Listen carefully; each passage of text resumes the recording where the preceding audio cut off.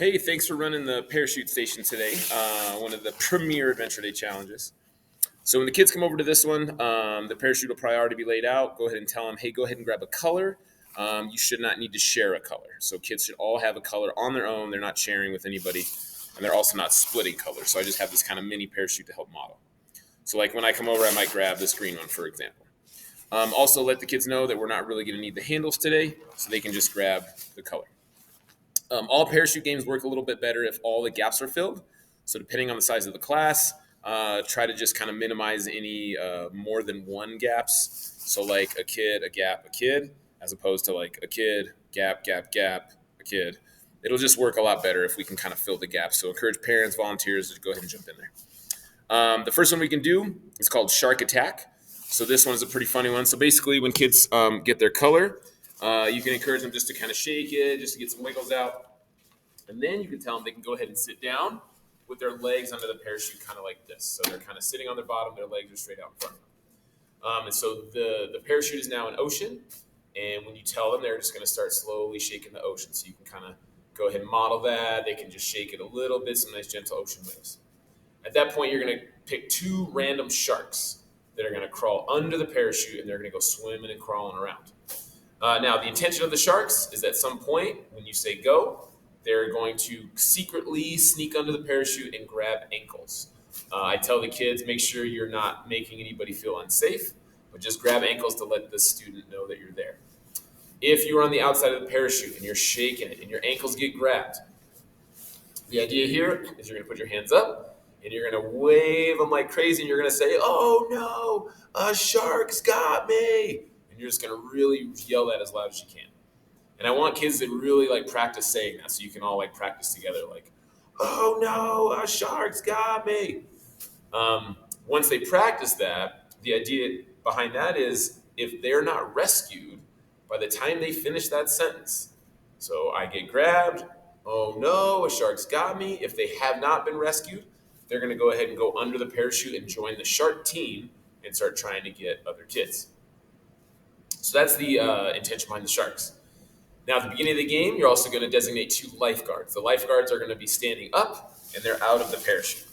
And what they'll do is they're going to kind of go around the parachute and they're searching for anybody that's making that rescue signal. So they're just walking around. If they see anybody that's seated, wave their arms like crazy because they got attacked by the shark. They're going to try to run to them as fast as they can, grab their wrists, and pull them to safety. Okay. If they get to them before the student that's being attacked finishes that sentence, then they will join the lifeguard team. So it's going to be either or. So a student gets grabbed, they say the full sentence, there's no lifeguard around, they go under. They're a shark. If a student gets grabbed and they don't quite say that full sentence and there's a lifeguard ready to go, they grab their wrists, they can pull them to safety, then they would join the lifeguard team. After it looks like most students have either become a shark or a lifeguard, you can kind of reset, play another round with some new starting sharks and some new starting lifeguards. So that'll be a fun one to do for parachute. After that, you can ask the students if they want to do the bubble, where all students will grab the edge of the parachute like this, and then you'll say 1, 2, 3 up. All students bring it up. They stand fully all the way up, and then you say down. They bring it down, and then they seal the edges and trap all the air, creating a nice big bubble.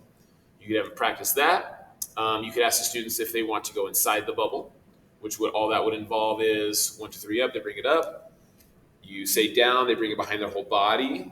They put it under their booty, and then they sit down from the inside. So now they created that big bubble like before, but now it's all on the inside, and they're just pitching it close from the inside. The kids love that one. It's hilarious. It makes for some good pictures. And then after that, the one that they can practice is the jellyfish. So this one is same kind of idea. Everybody's grabbing. You say 1, 2, 3 up. They bring it up really high. And then you got to keep it up, up, up, up, up, up. And you'll see the parachute kind of rising up. And then you're going to say the magic word, which is abracadabra. Once you say abracadabra, the expectation is all students slowly just open their hands and let go. And if we all do it at the same time, the parachute will just float. And depending on the wind, it might kind of blow that floating jellyfish wherever it's going to go. Students sometimes, and you can remind them of this, the jellyfish does not work very well if the abracadabra signal is given and you just pull it. It kind of starts ruining the effect a little bit. So encourage them not to pull it. Just on the abracadabra signal, just have them open their hands, step away, and the jellyfish is going to do what it's going to do. So that one's great. That one you could do quite a few times to really like get the practice and get it going. But those are the two or three, depending on how much time you have, parachute challenges you can do. And so it should be a lot of fun. Thanks.